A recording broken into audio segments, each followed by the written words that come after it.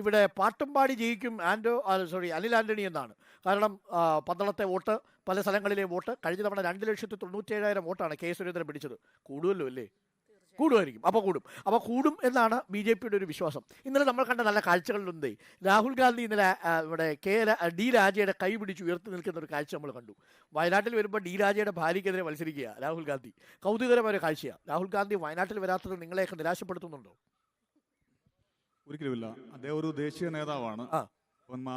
ഈ രാജ്യത്ത് നരേന്ദ്രമോദിയെ പോലുള്ള ഒരു ഫാസിസ്റ്റിനെതിരായി വളരെ ശക്തമായ നിലപാട് എടുക്കുന്നതിന്റെ ഭാഗമായി തന്നെയാണ് അദ്ദേഹം കേരളത്തിൽ നിൽക്കേണ്ട കാര്യം മാത്രമല്ല, രാജ്യം മുഴുവൻ അദ്ദേഹത്തിന്റെ സന്ദേശവും ഈ രാജ്യത്തിലെ സാധാരണക്കാർക്ക് വേണ്ടിയുള്ള നീതിക്ക് വേണ്ടിയുള്ള പോരാട്ടം തുടരുകയാണ്.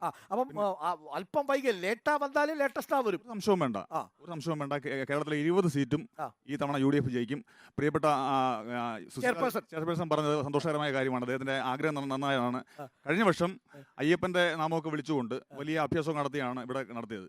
നേരെ മറിച്ച് ഇപ്പം ആ പേര് പറഞ്ഞുകൊണ്ട് തന്നെ പന്തളം മുനിസിപ്പാലിറ്റിക്ക് വന്ന BJP ഈ അയ്യപ്പ ഭക്തന്മാർക്ക് വേണ്ടിയോ അല്ലെങ്കിൽ ഈ നാടിന് വേണ്ടിയോ എന്ത് ചെയ്തു എന്നുകൂടി പറയാൻ ഈ വേദി ഉപയോഗിക്കണം.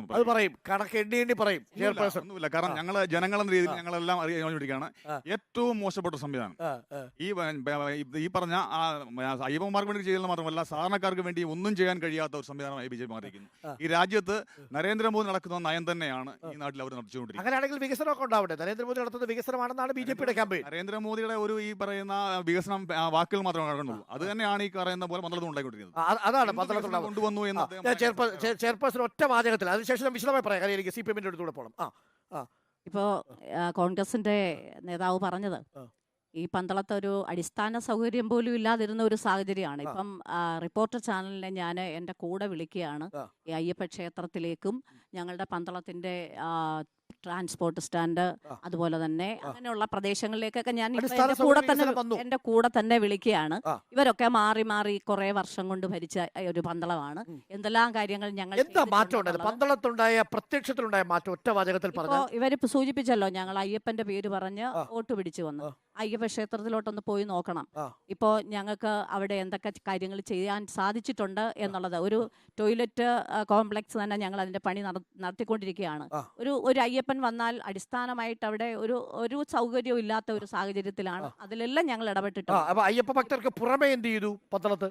തീർച്ചയായിട്ടും ഞങ്ങൾ ഇപ്പം ഏറ്റവും കൂടുതലായിട്ട് അവിടെ ട്രാൻസ്പോർട്ട് സ്റ്റാൻഡ്, അതായത് പ്രൈവറ്റ് സ്റ്റാൻഡ് മാറ്റുന്നതിന്റെ ഭാഗമായിട്ട്, അത് തന്നല്ല, പന്തളത്ത് ഏറ്റവും ഒരു ശാപമായിട്ട് കിടന്ന ഒരു പ്രദേശമാണ്, ഒരു സ്ഥലമാണ് മുട്ടാർ നീർച്ചാല് ശുചീകരിക്കുന്നതിന്റെ ഭാഗമായിട്ട് ഞങ്ങൾ അതിന്റെ ലെഗസി മാലിന്യം അതിന്റെ തുടക്കം മുതൽ നീക്കിക്കൊണ്ടിരിക്കുകയാണ്. അതുപോലെ തന്നെ പന്തളത്ത് മുനിസിപ്പാലിറ്റിയുടെ ഫ്രണ്ടിൽ ഒരു മനുഷ്യന് അല്ലെങ്കിൽ മുനിസിപ്പാലിറ്റിയുടെ ഭാഗത്തായിട്ട് ഒരാൾക്ക് പോലും വന്ന് നിൽക്കാൻ പറ്റാത്ത സാഹചര്യം, അതെല്ലാം ഞങ്ങൾ ക്ലീൻ ആക്കി നല്ല വൃത്തിയാക്കി.